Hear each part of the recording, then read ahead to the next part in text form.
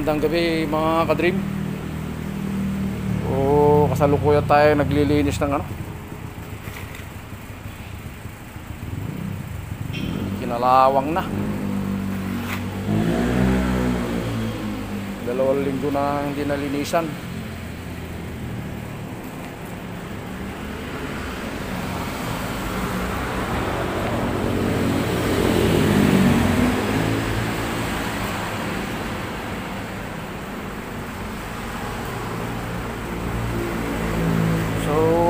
Kararating lang itong plaka nung mga ka-dream, nakaraang linggo. Nag-follow up ako last week. So tinawagan yung anak ko ng SYM Mitsukoshi. At nag-inquire ako, tama-tama naman na brown out. So hindi ko na nabalikan. Sakto naman na tumawag na yung SYM dun sa anak ko, sa cellphone number niya. Bali 2020 ito mga ka-dream, Copy Racer 150.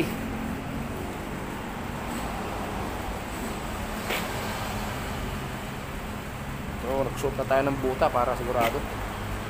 Panggabi pa rin kasi ang duty mga ka-dream. Kaya meron akong pagkakataon na makapaglinis ng motor ko. So, wala namang tao na ngayon kasi araw ng linggo. Ang oras natin ngayon ay 8:20 ng gabi. So katatapos ko lang din kumain. Tapos bukas meron pang meron akong fasting blood sugar. Nainan ko na, tapos kakain ulit ako ng mga alas 10,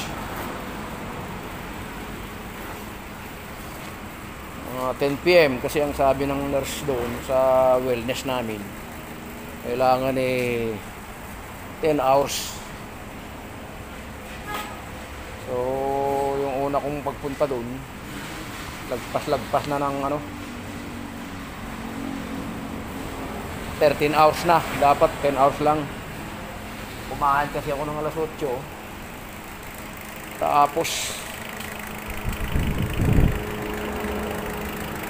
hindi na ako kumain ng alas 10. Kailangan pala pag kumain ka ng alas 8, kakain ka ulit ng alas 10 ng gabi.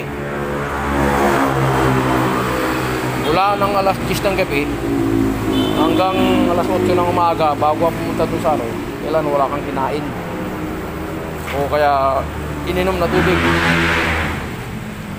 So tabi ng kalsada tong area namin dito mga ka-dream. Kaya maingay yung kalsada. Kahabaan to ng Commonwealth Extension. Yung kanto naman doon, Mindanao Avenue Extension naman yun. So kaya ito puro sasakyan laging dito, dami. Lalo madaling araw ang ingay dito. So umpisa na natin maglinis mga ka-dream. Grabe Tapos nilagyan ko pa to ng sobrang ingay kasi nilagyan ko ng silencer. Maingay sa kabulahaw. Actually mga ka-dream, hindi sa akin itong motor na to, sa anak ko panay. Pinagamit muna niya sa akin to nung hindi pa siya nakakuha ng motor na yung XR 150, yung Honda. Kumuha kasi siya ng isa So sayang naman to pag di niya nagagamit na masisira So ang mangyayari, yung Honda Wave ko dun sa bahay, yung Honda Wave 100, 2010 naman yun. Malapit na rin siya bumigay. So pinagpapalit-palitan ko lang gamitin sa katok para hindi naman sayang. Hindi pa natin makakuha ng kapalit ng Honda Wave kasi nga papagawa pa tayo ng bahay. Yung bahay ko dito sa Diliman, marami pang kulang mga ka-dream. yung pintura sa loob, pintuan ng isang kwarto, tapos yung sa CR sa second floor wala pa siyang pinto, tina pa lang. Tapos doon sa labas ng wall wala pa siyang plastering, mga kadrib. So malaki-laki pa yung bubunuin na pera. Tapos yung bahay ko naman doon sa Ilocos, nagtulong-tulungan din namin ng mga anak ko. Nag-ambag naman sila, tapos nag-ambag din ako. So nakatayo na. Yun nga lang, wala pang pintuan, open pa siya, wala pang bintana na yung steady na talaga na bintana. Meron na siyang takip, mga temporary lang. So malaki-laki pa yun, mga kadream. Kaya tinatagaan ko muna tong motor na to. Hindi po na ako kukuha ng kukuha ng bagong motor kasi nga marami pang pagkakagastusan. Pag may awang Panginoon, siguro naman matatakos ko rin yun, mga kadream. So mag-start na tayo maghugas. Right.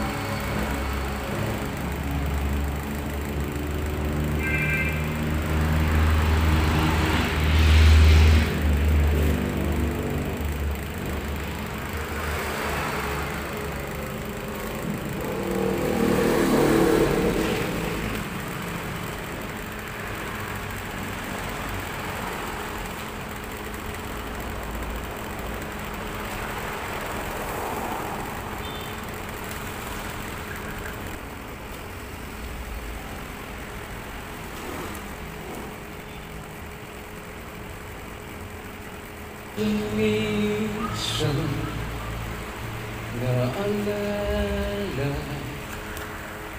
pa rin kita, kahit ngayon merong nagmamahal na iba.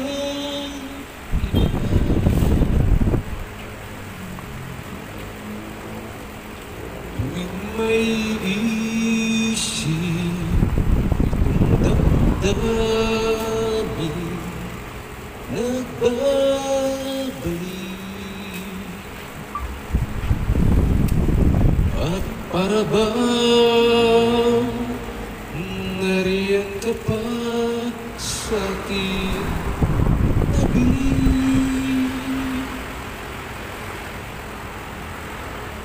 Muling nadarama yakap mo,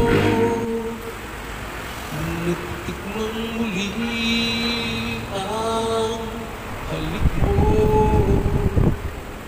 naririnig, sinusumpang ako ay mahal mo.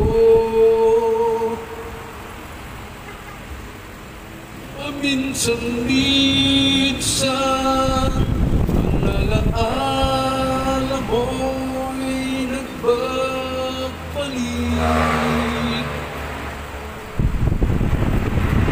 at aminin ko hanggang ngayon ika'y iniibig.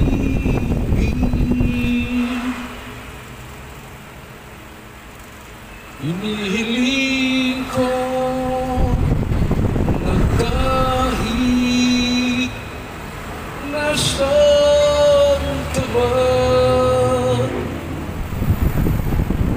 Isipin mo ko kahit paminsan-minsan lang. Paminsan-minsan tinititigan ang larawan mo. Unti-unti umapatak ang luha ko.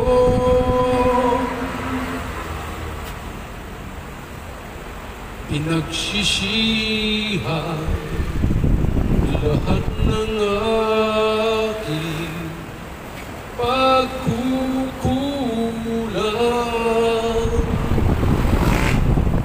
Kaya ikaw nga sa'kin ay lumisan.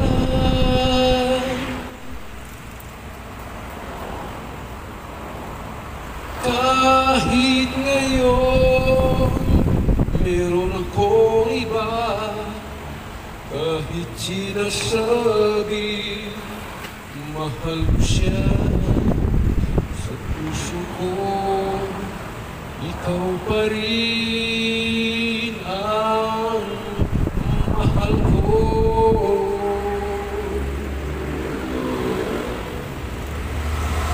Paminsan-minsan dumalaan ako'y nagbabalik,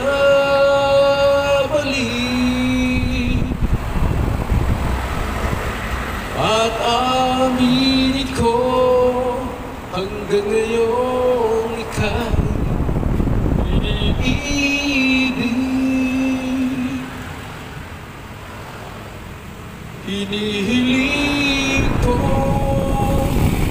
kahit nasaan ka man ngayon, isipin mo ako kahit paminsan-minsan lang.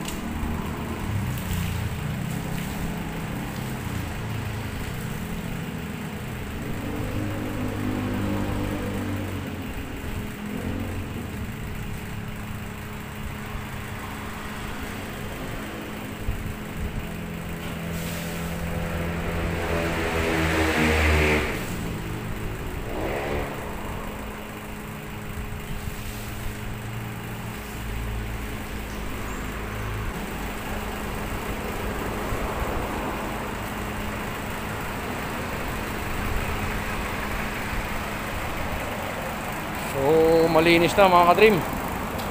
So, Oh my God! So magtataka kayo bakit ganito yung cover ko mga ka-dream. Ano kasi to? Yung nabili ko sa TikTok. Actually kulay brown ang upuan nito. Kaso lang marami na siyang punit-punit. Sa katagalan na may tahi ito kasi pinapasok to. Pinapasok to ng tubig. May tahi yung gitna niyan. Mga 5.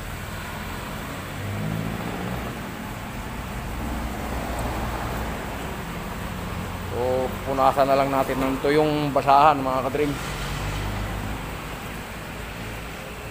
para makita yung kintab niya mamaya kaya bukas ng umaga. Ano pala to mga ka-dream? Keyway Copy Racer 152 yung pangalan nitong motor na to.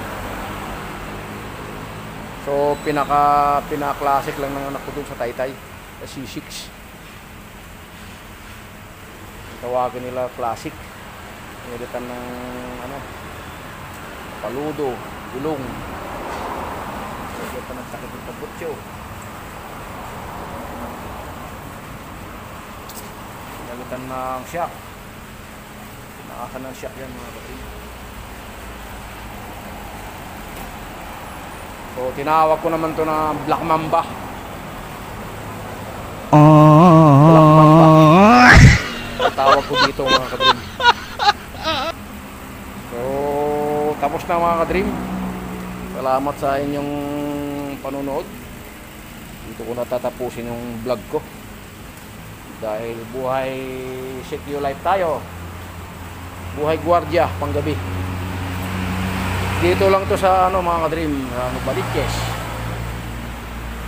Malapit na to sa SM Fairview. Baliches Bayan. Alright. So, may bantay pa ako dito si Blacky. Blacky sa kasi Pukpuk. Alright. Malaki, malit pa to dati. Nanay niya yun. Nanay niya yung Pukpuk na yan. So, ito lang yung nabuhay na anak niya. What the fuck? Alright, hanggang dito na lang mga ka-dream. God bless sa ating lahat.